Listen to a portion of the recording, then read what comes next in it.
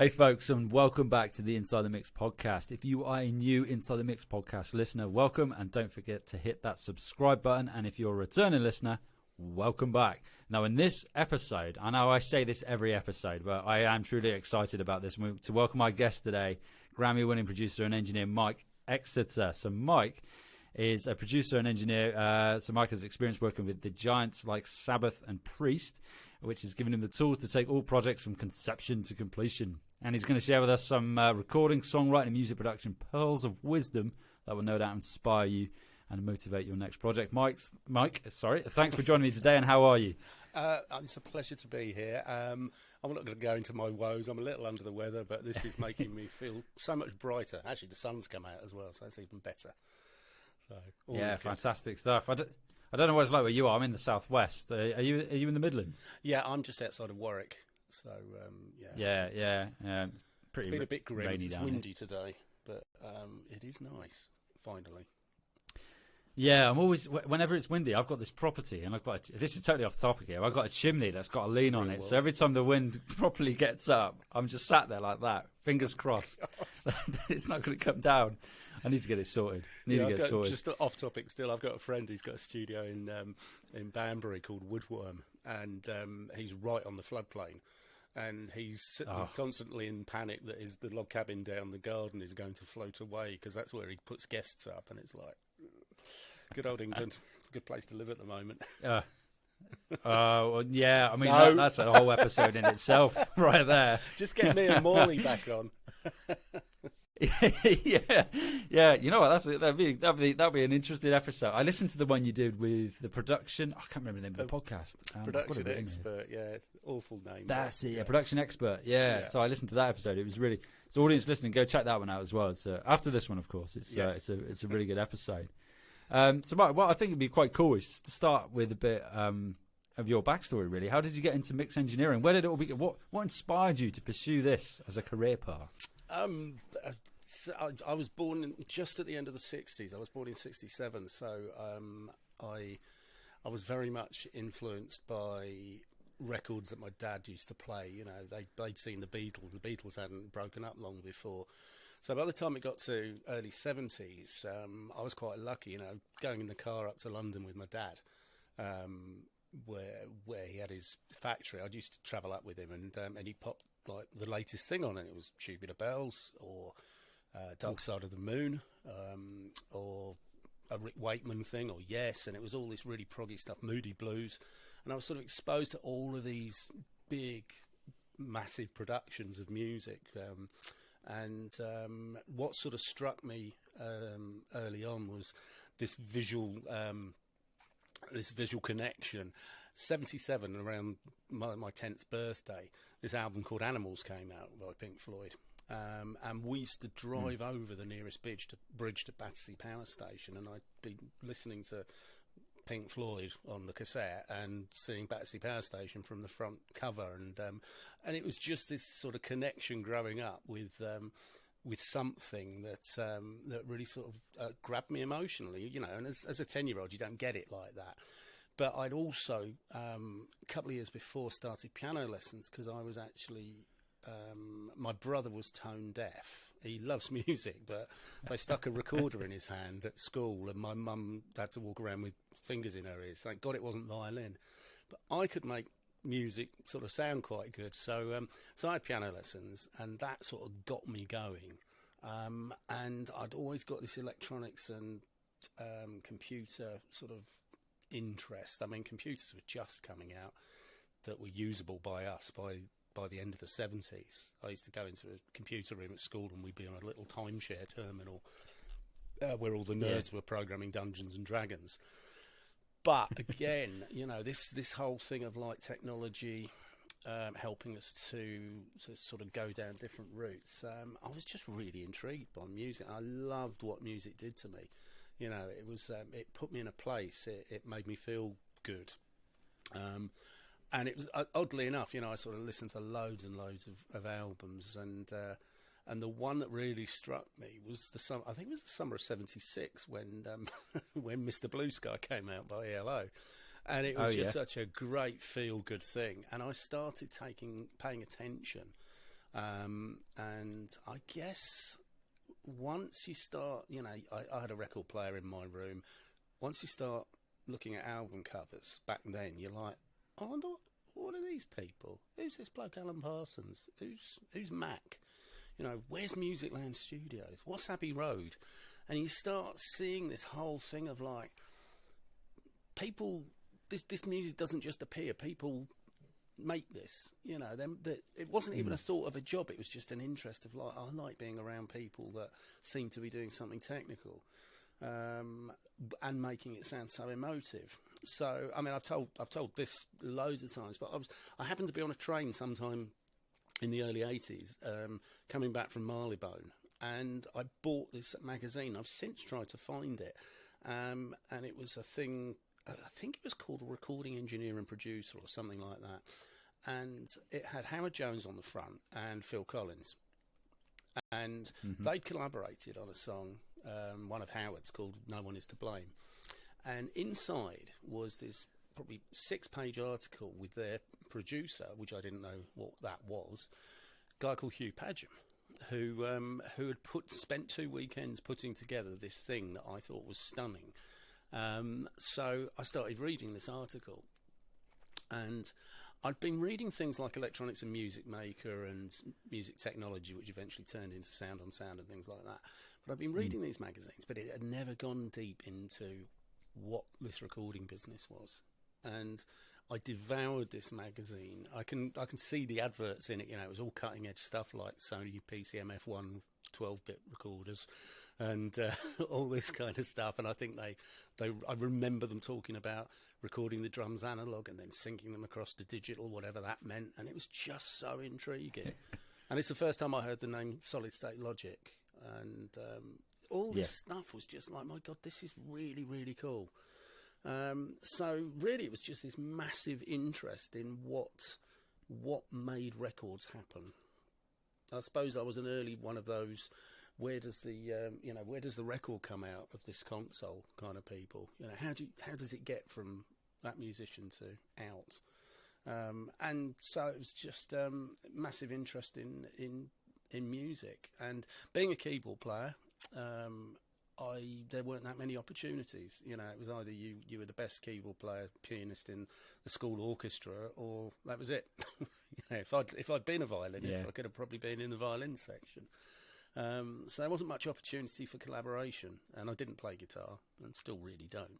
So I couldn't get in a scuzzy punk band or anything, because you certainly wouldn't get anybody playing Pink Floyd around that time in local pubs. I can imagine. Circumstance. I don't know. I wouldn't change anything, but it's an odd set of events when you do go back and look at your life. You go, oh God, how did that happen? Yeah, it's an amazing story, really. It's kind of similar in a way to the way I sort of fell in love with audio engineering and mix engineering and whatnot. I mean, it's a case of there's music there, and it was like I want to know how. I can see that you've got these artists who have come together to write these songs, but how did they get it from the live room to that Well, for me, at the time it was on that CD. Yeah. How has that process happened? I want to know what happens to the other side of the glass and how it's all put together, much like yourself there. It's interesting you mentioned Alan Parsons there, because it's a different sort of time frame to my own when I started my journey. But Alan Parsons was huge when I was looking up. I'm fairly certain I've still got an Alan Parsons book that I took out of a library at a university, and I never gave it back. Good. I'm not going to say it was uni. I'm sure they don't listen to it. Do you know what I found? I found the podcast, the CD that he did back in the 90s called Soundcheck. And it was this CD you could use. It had test tones on it, time code, compression-free instruments, and you could literally just go, well, I haven't got anything to practice on, but I have got like this vocal that I can loop on the CD player, and I'll run it through the console and just see what this compressor does. So it was brilliant, and he does feature. He features quite heavily, and I still think the best ever thing that he features in is Austin Powers, when Dr. Evil says, I shall call it the Alan Parsons Project. which is brilliant. I never picked up on that. Yeah, I watched Austin very, Powers, and I must have watched it prior to me falling into the industry and whatnot. But that's brilliant. Yeah. I'm gonna have to go find that. You got so, but no, I think the thing what really strikes me though is that ever since I've seen interviews and stuff, really off topic, but it informs you of maintain humility, because I've seen things where Parsons is doing an awful lot about, I did this, I did that. The quad mix of the Dark Side of the Moon was way better than James Guthrie's 5.1. All these things, I think he feels a bit hard done by. But then you get the Pink Floyd answer, which is, I think we probably did more for Alan Parsons than he did for us. So you sort of, as a sort of general, here's my first point kind of thing, in a very random way, is you've got to remember that you're not anybody. You're not doing anything unless that artist come up with that idea. You're there to facilitate and be part of this team. So it's quite a lesson, it's something you constantly have to check yourself on. Yeah, it's interesting you mentioned that, because now thinking back to my own perspective, I knew of Pink Floyd far before Alan Parsons. And then having then found Alan Parsons, I went down the rabbit hole of the Alan Parsons project, which but it's interesting. Like, well, I went back to there, and how journeys, although they are over different times, you still those influences are still there from like Alan Parsons. Yeah. I'm gonna have to go revisit all his stuff now. It's been years since I looked at it. This is what I love about these things is, the conversation starts and then suddenly you're like, oh, brilliant, I'll have to look for that. Now I don't have to get down on hands and knees and pull an album out. I can just get it on Apple Music, and it's like, there we go, great. Because it goes back to that fantastic thing of, my friend Avril McIntosh and Andy Bradfield, they're a couple. They're both brilliant mix engineers. They do a lot of work for the Fish and the Marillion people, independently. And they remixed one of the early Marillion albums last year or year before. And it took me back. It was like, my God, that was 1984. I remember being on a family holiday. I can picture listening to this for the first time. It's instantly transported me back. And I don't know really, well, maybe movies, maybe pictures, but we are very, very much emotionally connected to music. So it's a huge part of my life. Yeah, 100%. And I agree with that music side of things there. Because when you mentioned Marillion, straight away, it takes me back to when I was in my band. And then the bassist and I would travel to gigs. And we I can't remember which album it is with Kaylee on it. Because they're concept albums, aren't they? And I cannot... Yeah. That's the one, yeah. And we'd put that on the journey up and the journey back. And straight away, you mentioned Marillion. And I immediately think of that time, probably 10 plus years ago now, when we were traveling. Oh, wow. And then listening to Marillion. And... it's amazing. It's amazing. Like that's the great thing about music altogether, and why it's great to be sort of operating in the music industry. So I was going to say it leads on quite nicely, but I guess it does, because we're talking about music. But what I want to dive into now, Mike, is like from writing to the final mix. Yeah. So I haven't gone on your website, and I encourage the audience to go and do that, and I'll put the links to the website in the bio. What I'd like to... This is more sort of like touching on the psychological side of things, and I touched on this very briefly when I interviewed Dom a few weeks ago, just before Christmas, about the psychology of music, and in particular when you're recording. So the first question really is, can you tell our audience a bit about the process of understanding the person and the story that they're trying to tell? How do you sort of tease that information out of an artist? Well, I guess I'm lucky in as much as I get to work with people at a fairly early stage in the process. Not all the time, but over the last 15, 20 years, I've definitely spent more time in pre-production with artists than in the first 12, 13 years of my career. I started to freelance fairly early on, which meant that I wasn't particularly tied into a studio. So therefore, I would go to rehearsal rooms a lot. And I think as a staff engineer, because I started, essentially my career really took off back in 91.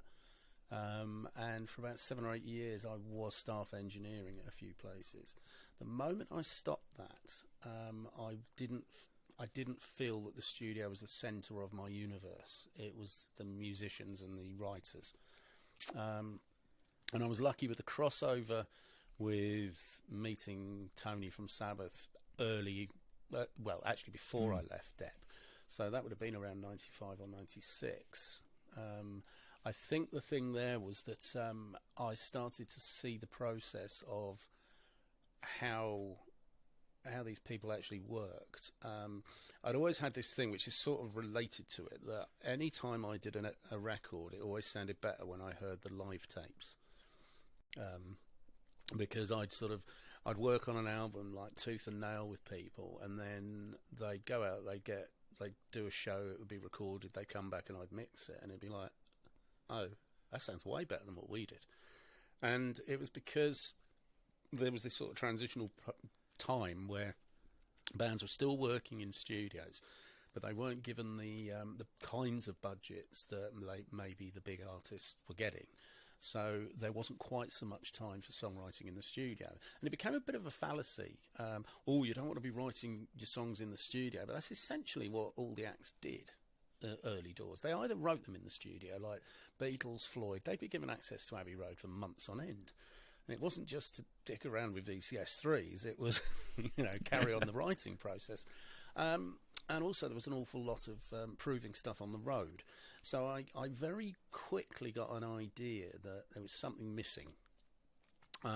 So I would do an awful lot of visiting rehearsal rooms. I even had a portable studio set up at sort of this rehearsal room just by the canals in Birmingham, where I could work week after week with a band on ADAT with a Mackie 8 bus. And it was basically costing us their lock-up time, which was already figured in their thing. So songwriting early stage, being a part of the process, is probably the most important thing, because what it enables you to do is get into the mindset of what the artist is trying to do without feeling like anybody's on the clock. And it's been a massive part of the way I've worked for ages. I mean, I'm lucky. I've been in the studio. I say the studio because it always is a studio with the guys from the Sabbath and the Priest lot. They have their own rooms, and I've been in those rooms from the inception.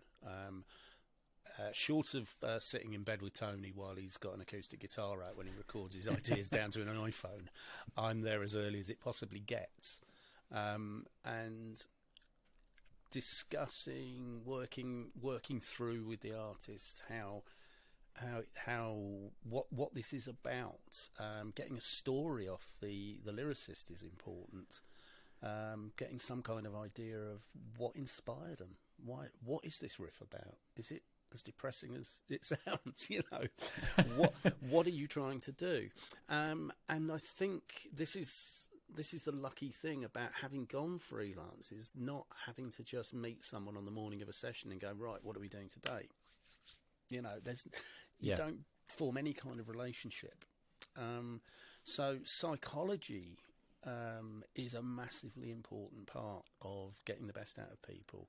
You've got to be their best friend, but one that can still tell them when they're maybe not going down the right route, or you're enabling them to try various things without feeling like anything's stupid. I do mentoring at colleges and university, and people can ask a stupid question, and I know the old adage is there's never a stupid question. But there really isn't. It's like, go for it. It's your album. I'll do whatever I can to make you feel comfortable. But by the same token, I want you to give me the same courtesy by saying, if I come up with something, don't dismiss it out of hand. I'd like you to try my idea, because it may not work, but at least we need to know. We need to go down these blind alleys. So, kind of in answer to the original question, you have to get into the mind of the artist, and it's whatever way you can do it.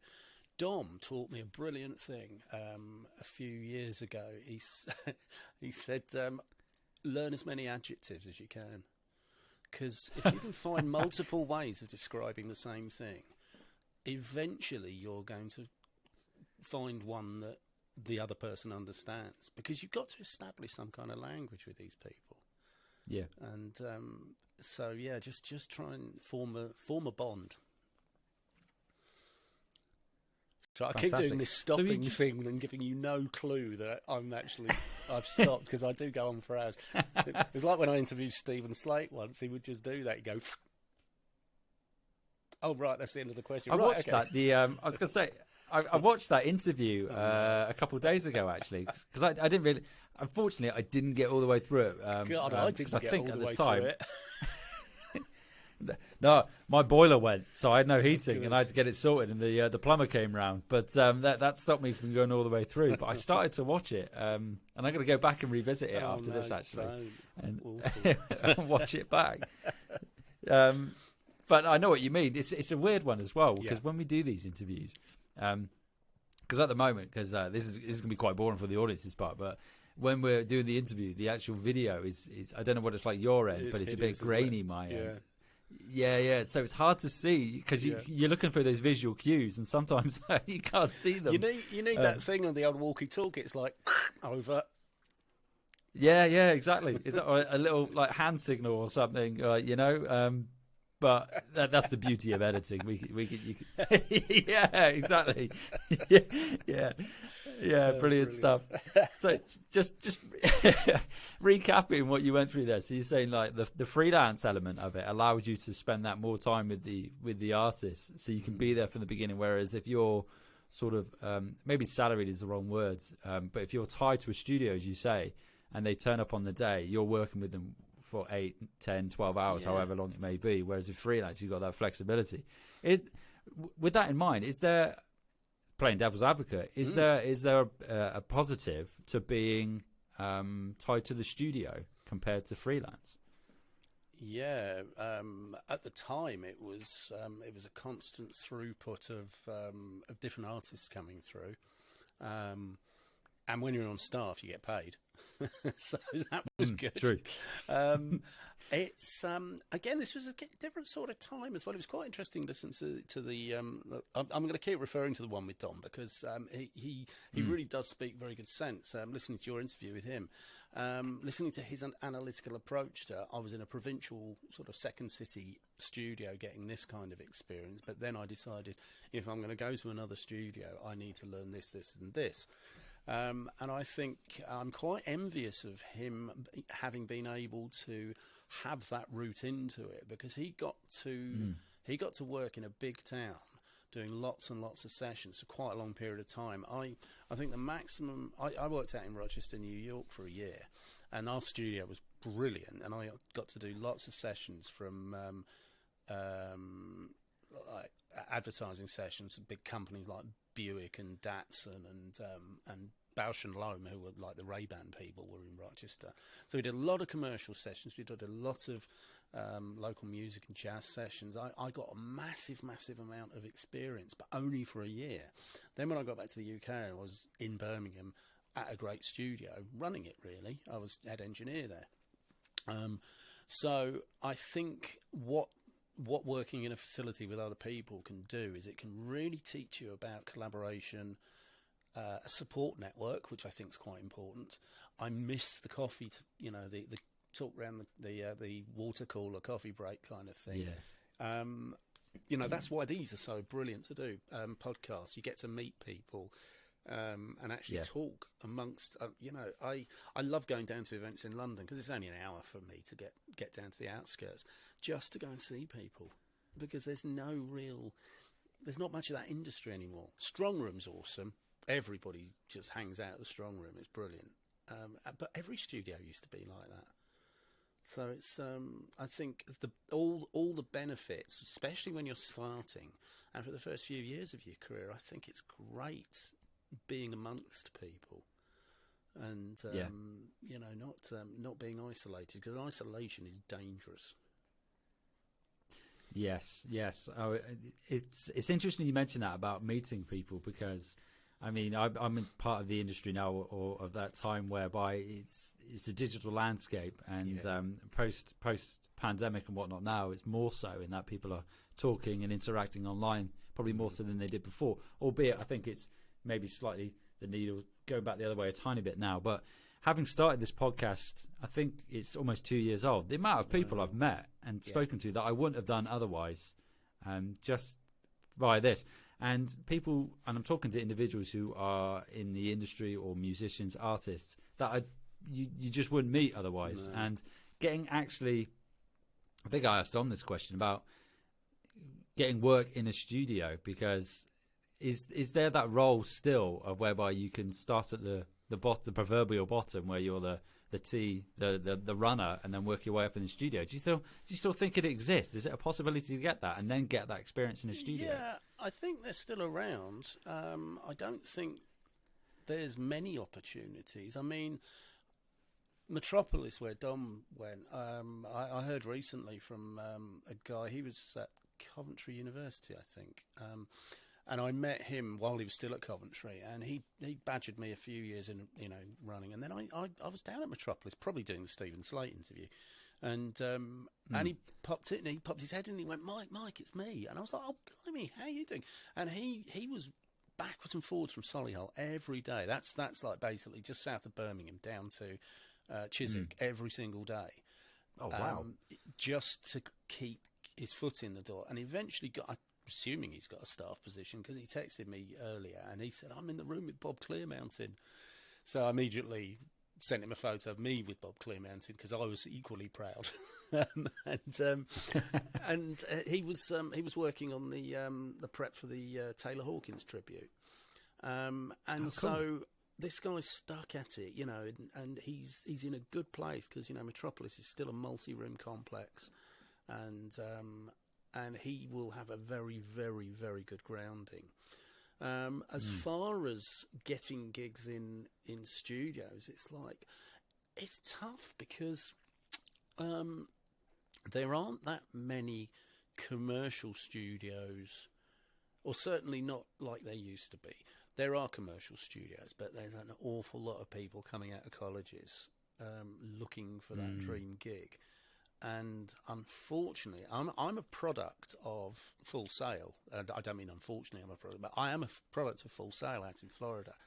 And back then, we had a stigma attached to us, as it was, because everybody coming out of Full Sail thinks they're brilliant. And that wasn't the case, but it can work against you. Now, there are so many people that are now training up in vocational schools, colleges and universities, who are being told that they're producers from the moment they walk in there. And it's like, it's not even this thing of I know some people get really arsy about the word producer when it's basically someone building beats, but that's a form of production. I don't care about that. It's songwriting, it's production. George Martin, Rick Rubin, they weren't hands-on. They were equally producers, so it's just a word. We shouldn't get het up about that. But what's happening is they're being given this idea that they've got all this experience. And I tell you, the worst thing in the world is that they completely lack in the one thing they should have, which is being able to know their place in a room and read the room. And it's not a demeaning thing. I've got a brilliant assistant. She was a third-year degree student at one of the colleges near here, and I gave her the opportunity just as she was graduating. I said, "Do you want to come and hang out and do a couple of weeks with me on this band I'm recording?" And she's been with me ever since, because she had exactly the amount of absolute fear of doing the job she wanted to do that made her listen and absorb and become incredibly useful very quickly, and become as much of a bouncing off opportunity for me as I was to her. Sounding board, because I became reliant on being able to look over and see someone in the room feeling my pain. I know it sounds ridiculous, but it comes back to that isolation thing. It was because she turned up every day that she should have done at college and gave a shit. Then I saw in her the fact that actually she could do with a break, like I was given a break. and instantly her whole outlook changed. She's actually going to be doing a session for me next week, which she'll effectively be running solo. I'm exec producing it, but it's really just so that her confidence keeps growing, because I think it's what's really missing at the moment is the kind of long-term mentoring that needs to go on with people that we used to get in studios. The aforementioned Guy Harpal at Metropolis, he's getting mentored by everybody that comes through. I had some brilliant people that taught me, and I made mistakes with and in front of the best, but it doesn't matter because you learn by it. So I think if you're looking to get into this,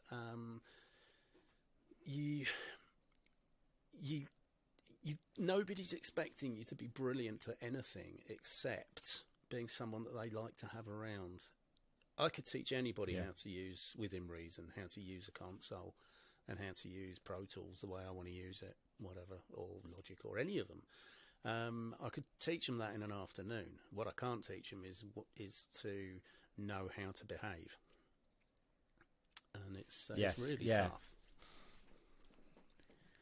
Yeah, it's interesting that, because my question off the back of that there is because you mentioned sort of the academic side of things, and I've gone down the academic route. So I went and did a degree and then a master's degree in music engineering and production, and then off the back of it, I kind of finished, and I was like, right, clap my hands together, rub them. Right, now what? Now what am I going to do? And luckily, I mean, I did it slightly later in my 20s, so. Yeah. I was a bit more. I think I'm not saying that if you're younger you're less focused, but at that point I was kind of like, this is it now. This is what. Well, I was 24 when I graduated. So yeah, I think I think I was 29 or 30. I think when I finished my masters. Wow. I know. One of those dilly-dallying students then. yeah. I kind of faffed around in a band for a bit. But that's good. I think that's really good. But I'm sorry, I was interrupting your point. No. I can't remember what I was saying. Oh, yeah, that was it. Yeah. So what I was going to say is I've gone down the academic route and finished it. And then at the end, I was kind of like, right, okay, so now what am I going to do? Yeah. And do you find you see students do that and they don't really have... I think this is where mentoring comes in. Totally. And they're like, they're released into the world. Yeah. And I did have a portfolio of work and some experience as well, but without that mentorship, it's kind of like, well, where do I start? Where do I begin? And the internet, I mean, you've got resources online and on YouTube and whatnot, and sometimes I think there's too much, and you can just get lost in a rabbit hole of rubbish. But I mean, is there a case to say that because of you mentioned there's that lack of that mentorship, that I think people are coming out of academic qualification or academia and then just getting another job entirely because they just haven't got that mentoring. Yeah, absolutely. I mean, I have these conversations because I'll get brought in to do mentoring stuff. I've got like, I think I've 4 or 5 students I've got to do between now and May at the Birmingham Conservatoire. And I get sent this spreadsheet with their names and hours and all this stuff, and I make contact, and I don't really take much notice because I don't really have too much of an understanding what all the M-mus and B-mus and all that stuff means. Certainly not to me. So I look at this and I just go, okay, great, it's a student. And very often I'll be like halfway through the first couple of hours session going, how long have you been doing this? What year are you in? Is this like second year degree? Is this third? And they come up with undergraduate, postgraduate and all this crap, and then I'm really lost and I just start thinking of University Challenge. But I find that I'm really surprised that some of them will be going into the second half of their third year, i.e. they're graduating coming up next, this coming May or June, and they haven't got a clue about some things that I would think, oh my God, this is so intrinsic to, this is a grounding that you should have had. And it's not a shameless plug because it's not far enough down the route yet, but I am putting together with a friend of mine, Rob, we're putting together this thing called Production Mentor. We've trialled it on at a couple of universities, but also I want it to be an almost alternative to the kind of snotty approach of Mix with the Masters, which is you have to sort of almost audition to get there. This is literally about there is no course. This is about workshopping and learning and being mentored along, whether it's as an intensive few days together, we go through and we do something, or I support you through some stuff. Much like Dom's got with his mix consultancy, but this is more about what is missing. Because I've done like summer workshops for. I did one for Winchester University, and it was going in on a Monday and coming out with a record on the Friday, using the same stuff that they had, and working with good people and showing that the process of what I do to get the best out of an artist has nothing to do with gear. It's about going through the everything that I know is going to make 1% difference, usually to the positive. So I think it's the main issue I have with the education, the academia side at the moment is that it seems to be pick and choose a whole bunch of courses to make up your course credits. And I shudder when I see a third-year degree student doing a 5.1 or now an Atmos module. I'm like, you're telling me like 2 weeks ago you've never hit the EQ on an analog console. What's going on here?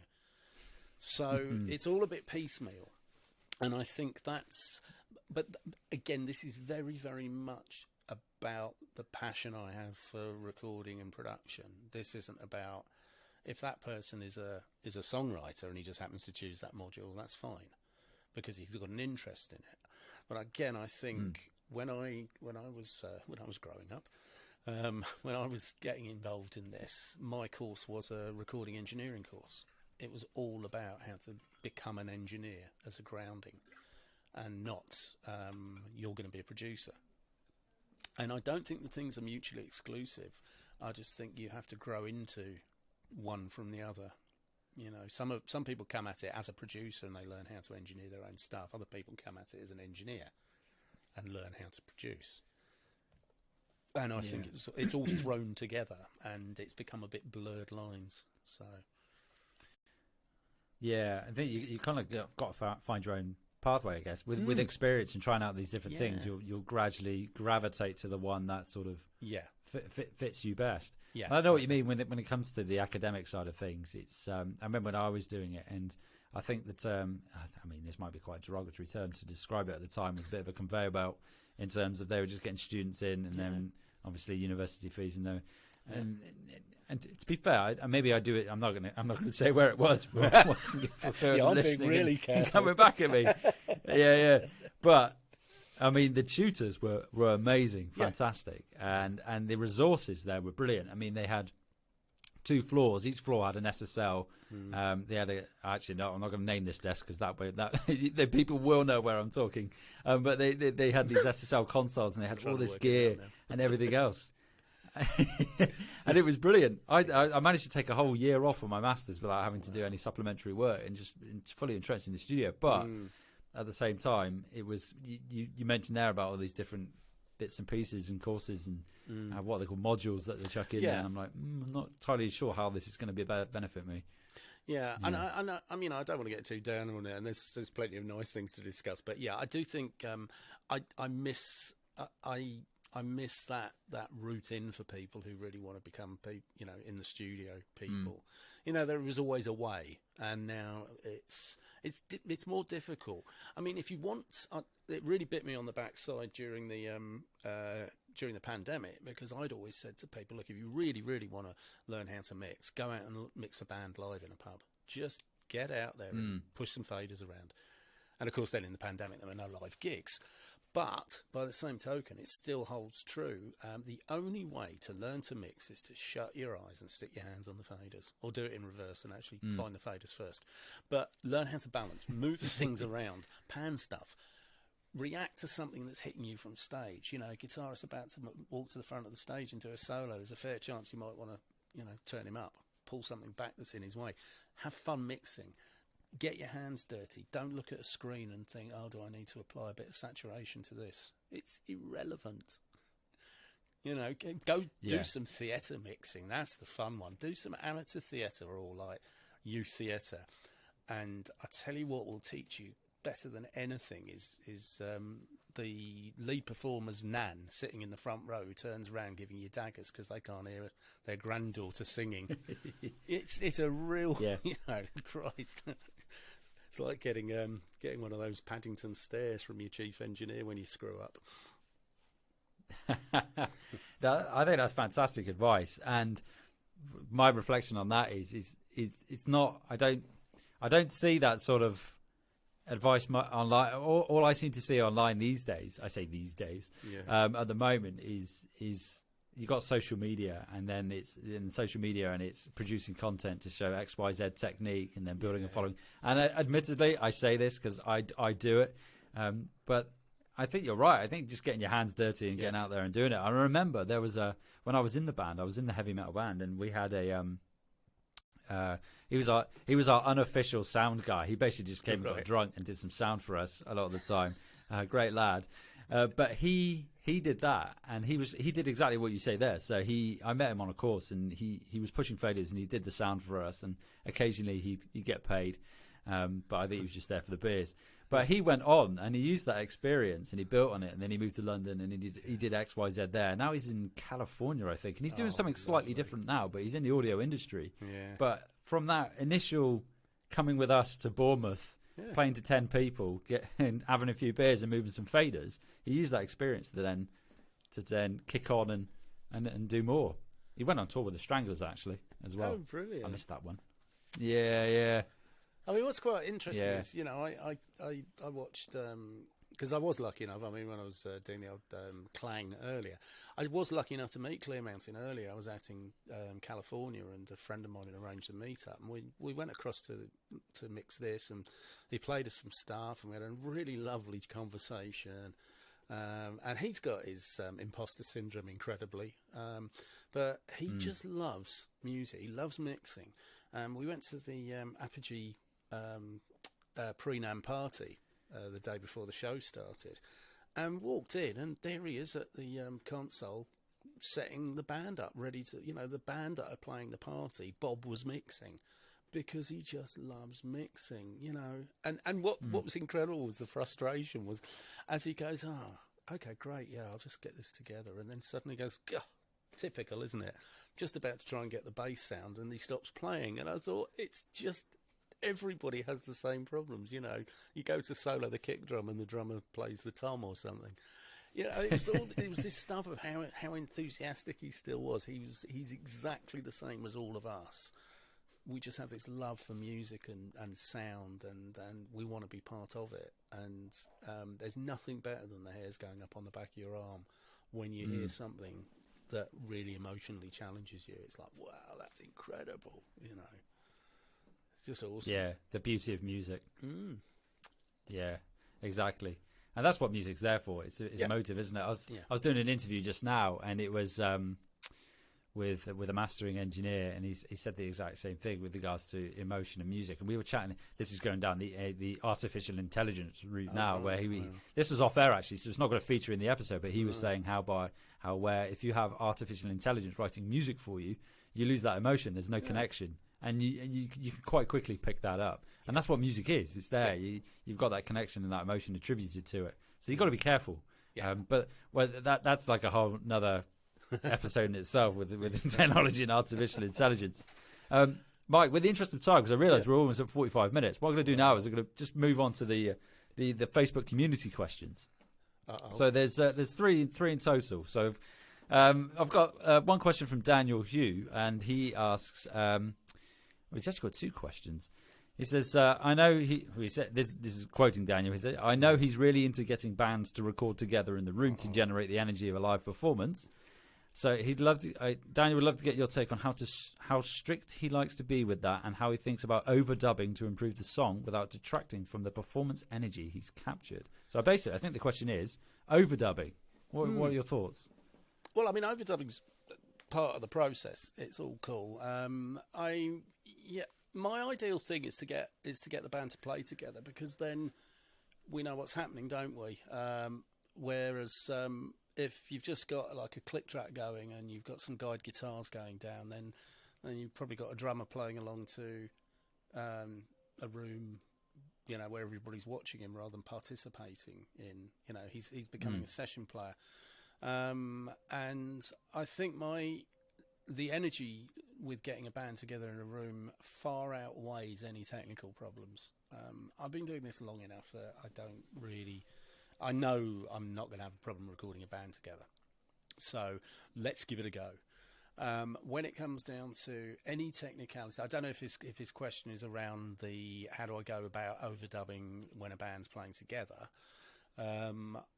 Then spill is never a problem, and it never has been. It's even less so now. We have these reactive loads and various devices for capturing guitars with, basically in a silent room.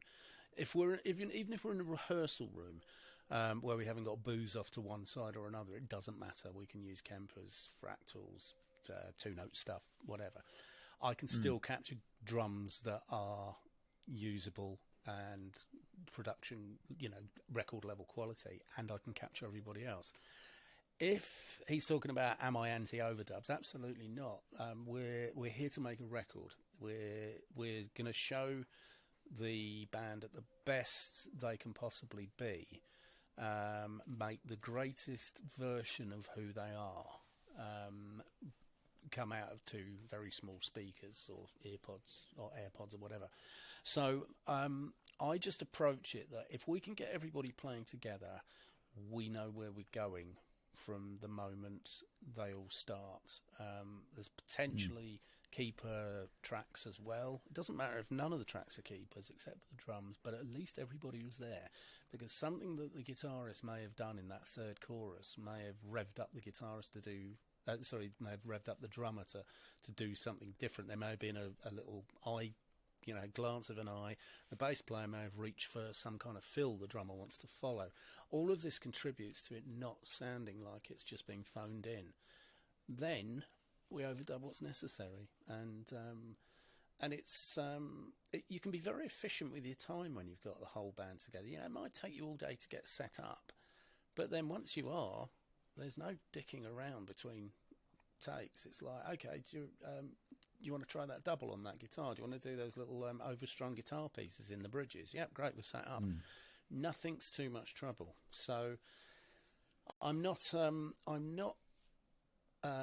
averse to using click tracks and doing it the other way. I just find it becomes very, very disjointed, and I don't actually think it particularly sounds as good, because I think people are focusing far too much on this thing that is driving the session as a click or a grid, because people become at the moment click tracks are involved, people become obsessed with the grid.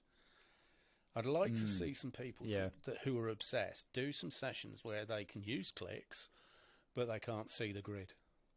And let's get them on a radar or something. And I'm not suggesting tape, because that would be hideous. But I would like to. I'd like to see how reliant some of these people are on that. And it's very genre dependent. But there is really nothing better than hearing the ebb and flow and the energy change, and the way that a 1 or 2 BPM change over a section can really make you feel like actually the energy's really building here to something. Yeah. You can't program that. It's not the same. So another long answer. You need a 2 hour No, perfect. No, it's all right. I've got loads of time, to be fair. No, that's great. Yeah, I thought that would be the sort of answer with regards to overdubbing. I think of what Daniel you sort of mentioned there about capturing the performance, where you mentioned about how you go from, you might boost it up by 3 dB, or I don't know, the guitarist hits a particular note in a lead section or something like that just kicks everybody on. Yeah. This is going down the sort of like the technical metal route now. You mentioned about the click track and being to the grid. Are there any types of music where, because with some metal, when it can get quite technical, I guess, that, I don't know, is there an argument to say that sometimes the grid is there for that particular? I'm thinking of like, what bands can I think of off the top of my head? Like there's bands like Meshuggah who are quite technical, and they're very like 16, so that sort of music. Could that be done in a live environment? I guess it depends on the musicianship as well, I suppose, doesn't it? I mean, yeah. Some of these players are so bloody good that they've been pushed on by the technology allowing them to. So if you think about it goes back almost to that thing where people started singing like they got frets on their vocal cords. As soon as auto-tune came out, people thought that's what it should sound like. So you've got a generation or more, probably 2 generations now, of singers who can do an auto-tune. Because that's what they think they should sound like when they sing. They're that... Because it's only like some of these African singers, tribal singers who have that control where it's like, that's not auto-tune, that's what they do. They hit notes like... There's no slide. It's like it's a fret. So people can learn how to copy what's there. And there are drummers who are just so precise and incredibly tight that... I don't think it would make a difference if they used a click or not. But in that genre, I mean, I watch the URM stuff quite a lot. Ayal's a great guy. Nail the Mix. He's brilliant. I do find sometimes that it turns into a data entry exercise. It's like just spending so much effort to get those kicks and snares right on the grid. I mean, it's the kind of music. It's just not me. And you go and watch a band do it well. I mean, Priest are a great example. Scott Travis is an incredible drummer. And whether or not he's completely on the money all the time, I don't think I've ever come away from one of their gigs where someone said, he was a bit shit during that verse, wasn't he? It's like, he's one of the best double kick drummers out there. And there's another one, actually, a guy who used to play with Cradle of Filth back in the old days, Nick Barker. Nick's fucking awesome. He's probably above Scott in terms of like the really good, heavy, quick blast beat drumming. So there are people out there that can do it, and sometimes I question it. God, you're getting me ranting now. It's like Dream Theater. So that's quite a good example, actually. I think I'm a fan-ish. And Mike Mangini's a great drummer, but he hasn't got feel in the way that Mike Portnoy has. Portnoy lived those songs, so and I doubt they were playing them to clicks live, because I just don't think they did. But Portnoy was that kind of incredible drumming with feel. Mangini is just incredible drumming. But that can even get to the point where it leaves me cold, because just because John Petrucci and Jordan Rudess can play the same solo together in unison maybe doesn't mean they should, because that's just clever. Yeah. It's like you might as well have just had a guitar synth tracking. It's not my sort of thing, and I love prog. Yeah. It's interesting you mentioned prog, because the band I was in, the drummer, he basically lived Mike Portnoy, and he's brilliant. To one point he started his hair like him as well, and every gig we played, every time he did a sound check, it was always a Dream Theater feel, and we're like, oh, here it comes. Yeah. I know what you mean, though. Sometimes you got to think, you can do it, but do you need to do it, sort of thing? Well, it's cool because Winery Dogs. They've just there's a new album out, and that's Portnoy, Sheehan, and Richie Kotzen, who is they're fucking brilliant, and that goes to show what a great drummer Portnoy is, because he really knows how to play and with groove, and he was in a prog band called Transatlantic as well with Pete Troavis from Marillion and. The singer from Spock's Beard, and just brilliant. And you're just like, wow, that's a really great drummer that can go from one thing to another. And again, getting back to it, yes, he I'm sure it's all played to a click in the studio, because why wouldn't he? But by the same token, I listen to early Rush, and it's like I don't ever go, oh God, I wish they used a click track. I think Neil did fairly well without it in the early days. Yes, yeah, I would agree. Yeah, Yeah, it's interesting, isn't it? With I think that technology sometimes, as amazing as technology is, sometimes we can rely on it maybe a bit too much, and then it strips out a bit I think of it's because it creativity. became an obsession. Because back in the 80s, we didn't really use click tracks until the computers started to come into the studio. You know, you might get a metronome, as it was called, but it would probably have been a metronome. It would have been one of those things that sat on top of the piano, or it was like a little oscillator going, or whatever. But people didn't obsess about syncing click tracks until sequencers started to become commonplace in the studio, and that's mid-late 80s, I think. That's where it all went wrong.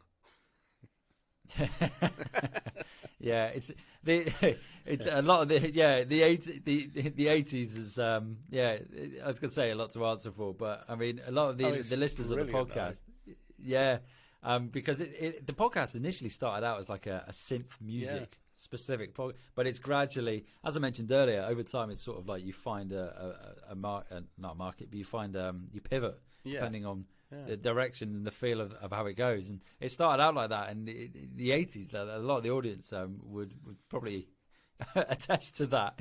But going back to what you said earlier about years, you know, and you know, I loved. I mean, Go West. I'm really good friends with the guy who produced all the Go West stuff, and it was brilliant.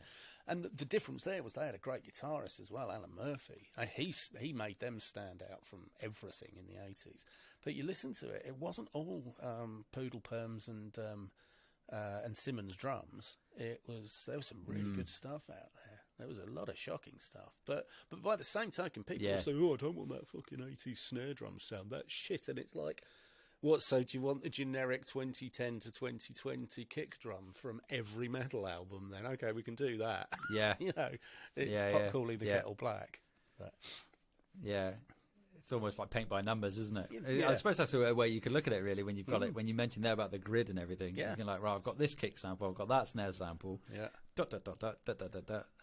Pull it. It's low grade data entry at times. And, yeah. I'm going to get hated for this. Yeah, that's fantastic. No, it's great. I love this. It's brilliant. It's brilliant. I guess this moves on quite nicely actually from this. This is a listener called Chaco Daniel, and his question is some of the principles of explain some of the principles of getting a heavy dense mix that still has clarity. So I guess that's feeding into. I suppose it's not just metal. You do get other genres with dense in it. Yeah. Okay. And I think specifically as well with regards to recording live and still having that clarity. What are your sort of top tips for clarity in the mix? Well, everything's got to have a place for it to speak, which is a word I first heard used when someone said that Tom isn't speaking. I'm like, what do you mean it's not speaking? And it means it's not projecting. So everything has its own place. A cymbal will speak in a different way to another one. So very often at the tracking stage, I'll be listening and I'll be going, have you got any alternatives on that left-hand crash? Because that's just too close to that. You know, it's not doing what it needs to in the whole arrangement of the drums. So I spend a lot of time. I never tune the drums to the key of the song. I've never got into that. But it's about finding the place with all the instruments. It also, from a production point of view, comes from finding the right sounds to suit the parts. So I'm very often there, unplugging, plugging in pedals and changing amps and moving mic positions on amps and thank God for virtual amps now, where two notes hardware is brilliant, I have to say. I use the various torpedo stuff. So we can still use tube amps, but we're not having to mess around too much with microphones. It's all virtual, which is great. The cab sims are brilliant, and the dynamic impulse responses are awesome. So I will spend an awful lot of time making the sounds fit the part. If it's a chuggy riff with loads of muting, you need a certain feel for the guitarist to play to. And that has to happen in the track. So very often it'll be we'll go in for that part of the verse and we'll have a slightly different sound for it, because when you go for the sustained stuff, it all gets a bit muddy. So you go, okay, what we'll do is we'll just pull back a little bit of the ribbon mic at that point, and we'll punching on the choruses or whatever. It's just about finding those parts. When it comes to mixing, for most genres that involve any kind of sort of standard guitar, bass, drums, rhythm section, I will always start by getting the kick and the snare sounding as good as possible. I haven't come up with this. I listened to and watched Andy Wallace stuff. So kick drum, big, punchy, roomy. Got to have room on a kick drum. Snare drum, same. Whatever it takes to get that thing sounding explosive and fun. And these are all done with various faders being at my disposal, so that I can pull back the energy. So if I need to pull back a compressed, I always mic out the snare with two top mics. I have a 57, and currently for the last year or two, it's been a KSM or a Beta 181. It's like a side-facing condenser instrument mic that's by Shure. So I'll have a dynamic and a condenser on the top of the snare. And they both do different things, and I can balance those to get a really usable sound, and then I can take that off to where I need it to, split the track, do whatever, because I print those down to one track, and I can, I'll take a second version of whatever sound I want and send that out to a splatty reverb. So I'll get all these things going so that I've got control over energy with a view to emotional shift. Once I've got the kick and the snare as my foundation, I'll then bring the guitars in, and the guitars have to work around what's going on, because the kick and the snare are going to be the driving force of the rhythm. The guitars are going to be the harmonic content, and with most rock, you're going to pan them out left and right as a starting point, and once I've established that these three things are working together, kick, snare, guitars, then I'll start bringing the rest of the elements. And it's like, if the bass doesn't feel like it's fitting into the picture, then I will tweak the bass. I'll ride it,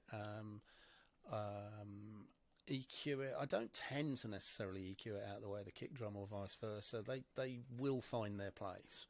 A lot of the time, it's just hard work. It's like you can compress the bass, you can parallel comp. I don't do much parallel compression at all.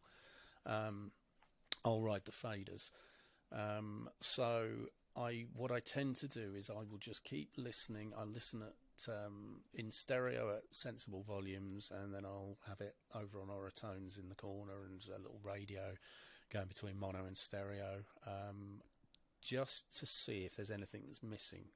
What's getting in the way of something else, and if, for example, there's a bit going higher up on the bass, then you might need to push it because it's not got so much energy as the low strings on the bass. You could use a multi-band compressor, whatever works, but never go for a preset.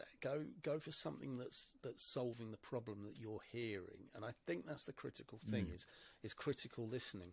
So if I feel that what's happened to the energy on this part of the song, it's going along. By this time I've brought in the vocals and the cymbals and all the ancillary stuff, and I'm making those sit. But I very rarely go back to actually change where that kick drum level is unless there's a drop in the song. So everything's based around that kick and guitars. And then what am I hearing that's not right? Well, we've got into this section and suddenly all the heft of the track has gone. What can I do to help that? Does the kick need more? Maybe it's gone into a half section and the bass is playing something up higher. Does the kick need a little bit more as a reverb? Do I need to EQ it slightly differently for that section?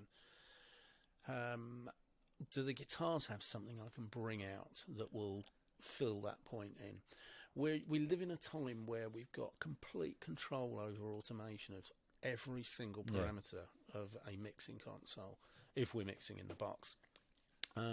So I would say if anything is striking me as not being what I want to hear, I'm going to fix it. And automation takes forever.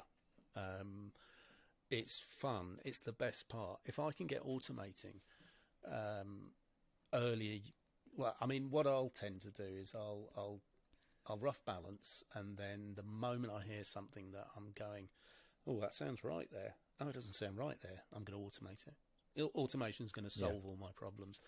And I'm lucky because I've sort of followed the. I learnt on Neve VRs and Amic Angela with Optifile and Super True on their other desks, and I learnt SSL. So I've always had good automation systems around me, and last few years I've been over on the Yukon side of things where I'm using all the advanced stuff in Pro Tools, and to me, I'll get onto mixing a song, and I'll look over, and I haven't looked at the Pro Tools screen for probably about an hour because everything's happening on the control surface. Because I don't need to go into Pro Tools to do anything. I can basically get access to any parameter and react to what's coming through the speakers. And I think that's the only way that you can actually keep diving into the mix and making sure that that there's always clarity. For me, you start with balance panning, and then you go for frequency. But that's not always the case. You might go, oh God, that's so boomy, we need to sort that out. I've recently done something for a guy who he set us a challenge, and we had to do a rough mix, or sort of like an end of day board mix. All we were allowed to do was balance and panning, and center one of two delay reverb things. And everything else was just you're not allowed to EQ anything. And it was really interesting what you could do. So. Quick aside to the way I look at it, I do have this thing where I visualize, or when I'm trying to get people to understand it, I ask them to visualize in between your speakers is a fish tank, one of those big square fish tanks that doctors used to have, and you've actually got 5 dimensions in mixing. So you've got your left right, which is your pan, up down is your frequency. Size of the object that you're positioning is the volume of it. Your front back is depth, which you can create by using reverbs and delays. And then you've got the 5th dimension, which is time, which is if two things don't exist at the same time, they can't get in each other's way. So you've got 5 dimensions to play with in a mix, which is way, way more than you immediately think, oh, I've got to fit all this stuff in here. Just by putting a little bit of pre-delay on a vocal reverb, you can completely change where that vocal sits. It doesn't become totally up front, it just sits back, but it's still clear. Bring the vocal reverb, bring this pre-delay closer, and suddenly the vocal just sits back into it. So there's all these things you can do. Another thing I would say about density and clarity is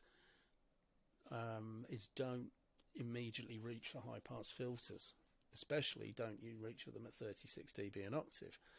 The problem with high pass filters is that they indiscriminately cut off all the low end, and you are literally just taking everything out. That some of it contributes to the density of that bottom end of the mix, and I know that people say, oh yeah, you need to, there's nothing going on in a guitar cab, lower than 100 hertz. Well, who's to say there isn't? Who's to say that when you take that away, it actually makes the mix sound thin? You can't indiscriminately do this stuff. You've got to listen. And my feeling is, we've also got metering that's pretty good at showing us what's going on. If something's 20 dB down, don't worry about it. It's there for a reason. It's doing something. And people will use the excuse of, well, we're listening on AirPods and laptops now. Yeah, great, but they roll off at their particular frequency. It doesn't affect us. You take that to a mastering studio and there's nothing under 50 hertz. It sounds pretty unimpressive. So let the speaker systems do the rolling off. And, if it's distorting, you've got too much of it. But if it's playing it back okay off your laptop or your AirPods, you're probably all right. Yeah. That's fantastic advice, mate. I think that's brilliant. And I think going back to what you said right at the beginning there about getting it correct at source, where you're on about, when you were talking about the microphones and moving the mics around, and it goes back to a conversation I had earlier, which is that that phrase of "fix it in the mix," which you never want to hear, you know, and getting it right at source. And then when you're in that mixing phase of using automation, as you say, and what you said there sort of echoes what Dom said with regards to balancing, getting it balanced, getting that mix balanced first, and then going on and doing X, Y, Z off the back of that. And I love the fish tank analogy as well. It must be. I wonder if there's like not an infographic, but a visual of that somewhere. Oh, I'll tell you there what, isn't. There should be one. There's a guy. I'm trying to think of his name. David Gibson, The Art of Visual Mixing. Right, best mullet ever. It's on YouTube, and it's this American guy with the mullet and the moustache. I think he's got the moustache, but he basically, it looks like that. He's got these coloured objects, and he describes it all perfectly. And it's really interesting when you see it presented like that, because he's got all sorts of coloured graphics actually popping out, and like a brass section happens and you see it like, wow, that's turned into this weird hourglass thing because they've scooped out the middle, but that leaves room either side. It's really, really useful. It's a very, very cool way of breaking it down into something that we can visualize, because I think we have to. We're very visual oriented. So, and what we see can have a huge bearing on what we hear, and vice versa. So, it's very important to find anything that works for you. But, by no means does everything that I talk about work for other people every time. It just doesn't. We find a way of doing something, and it works for us. But I would always say, get your hand on faders rather than just doing it all with a mouse, because you can't do two things with a mouse. And that's the art of balance, is to see what happens when you move two things against each other. And, even turning up an EQ whilst you're pulling the fader down to compensate for the gain, you just can't do that with a mouse. Yeah.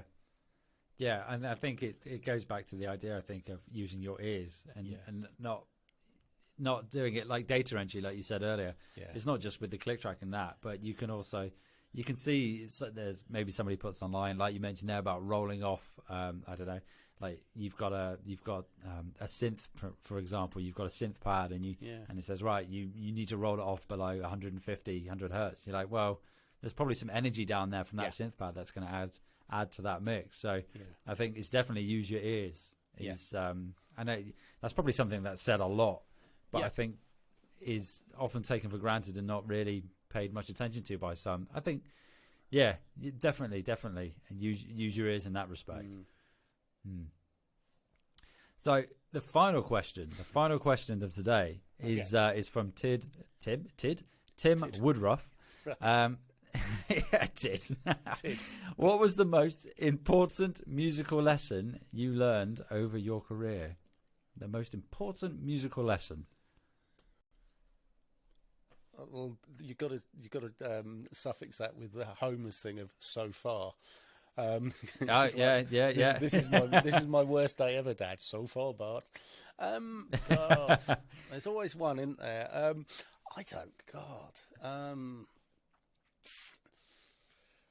There's so many. I would imagine, as an overriding thing, probably maybe just be prepared for what you're actually doing, whether you're a musician or producer or an engineer or whatever. Turn up prepared to do the right job. You can blag it so far, but that goes down this massive rabbit hole of, like, if you are a guitarist, either get your guitar set up all the time or learn how to do it yourself. Don't turn up and make excuses. Just be professional. It's almost a life lesson, isn't it? It's like, wash, bath, clean your teeth, dress properly.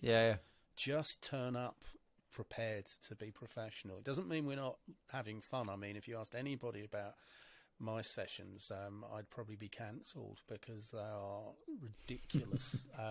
We have a laugh, but we all turn up to do the job. If you're a vocalist, do your warm-ups. Just turn up and be prepared. Fantastic. Yeah, be prepared. I think it echoes a conversation I had with another audio engineer. This was way back last year. And she said the same thing, preparation, just coming prepared. Because I think this is, I think across the board now, actually, to be honest. I was going to say sort of independent artists or newer artists, but I think just across the board. If you're in a studio, I think time is money, essentially. And if you're going into a studio environment and you're not prepared, that's time. Not just, well, it's time and it is money wasted. And I, admittedly, in the band I was in, we did do that. But we quickly learned not to. I was going to say, when you're in a band, you get that thing where you shouldn't be coming together to practice. You should be coming together to rehearse the songs. It's like nobody should be learning those songs or learning how to play the riffs during the practice sessions. That's what you do at home. That's when you prep. It's like I know most of this stuff behind me, which is my Pro Tools S1s and DOC and all that stuff, and every microphone, every piece of outboard gear I use.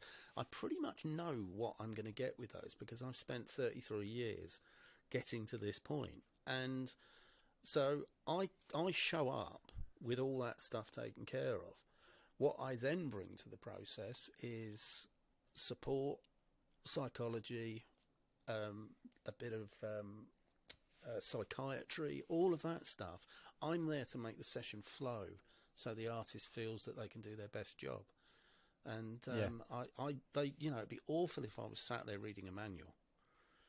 I mean, it has happened. Normally on the guitarist pedal board, but it's like, which is the other thing. It's like, oh, my pedal board won't do this. I'm sure it will if we look at the manual. I told you, find out. So it's be prepared, isn't it? I think Baden-Powell said that once.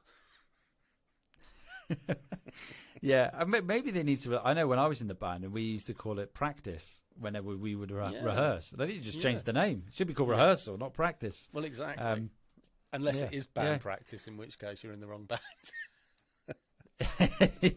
God, can you imagine what a dream theatre rehearsal must be like? Christ, I bet they're not laughing, are they? No, I can imagine. Yeah. I'll tell you a quick one about Dream Theatre. Who's one of the guys who used to tech for one of the bands I did. I had to do a short stint with John Petrucci, and he said he used to make him set up his guitar cabs feeler gauge level. He had to walk on stage and make sure all the cabs were like absolutely spot on. They were shimmed to make them level. It was like, oh God, that's a certain level, isn't it? Yeah. There's intricacy, and there's I mean, he's a bloody good player, so he can be allowed that one. But it's like, God, wow. Yeah, I could imagine turning up into some of the venues I've played and saying, "Oh, I want my cab to be like totally level." They would just look at me like, "What? Who is this guy?" But there's a certain level you get to where you can do that. I think. Yeah, exactly. Yeah, certainly. Mike, it's been brilliant. Where can our audience find you online if they want to learn a bit more about you or interested in working with you? My website is probably the primary place. Things don't get updated that often. I try to steer clear of social media at the moment, just because of bombardment. But I'm on Facebook, Instagram. Instagram feeds into my website. The website's just MikeExeter.com. That's probably the only thing that changes is the Instagram feed on that, because I'm rubbish at socials. But I do stuff on a recordproduction.com channel. I've done the odd sort of interviews with other producers and walkthroughs of studios and things. I do that for a guy. He's sort of the main sales guy at SSL. We have fun going around the country, meeting people. You often see me ranting about things on that. Fantastic. Is that where the Stephen Slate one is? Yes. Is the Stephen Slate interview on there? Yeah. I'm gonna have to go watch that now. I've got a bit of time before the next interview, so there's actually a really good watch one. The rest of it.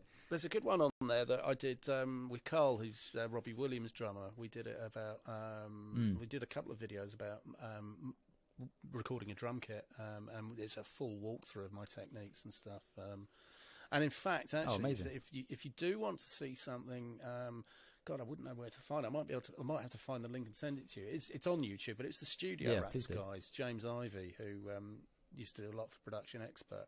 I did a full walkthrough of my then mix template 2 years ago, which was quite interesting. I mean, it's moved on slightly because I'm now on the Yukon stuff, but it was all the way my mix template works, how I route, and my philosophy. So I'll find that and I'll send it to you if you remind me. Yeah, please do. That'd be amazing. Because that'd be cool. Yeah. Fantastic stuff, Mike. A big thank you for today. It's been brilliant chatting to you about your experience and mixing and whatnot. It's been absolutely brilliant, and I know the audience listening is going to get a lot out of it as well. So a big thanks for taking the time those questions as well for today. They were great. No, it's my pleasure, and thank you to the audience, the community as well, putting for their questions forward too. Yeah. And I'll leave you now to enjoy the rest of your Sunday, and we'll catch up with you soon. Great. Cheers, buddy.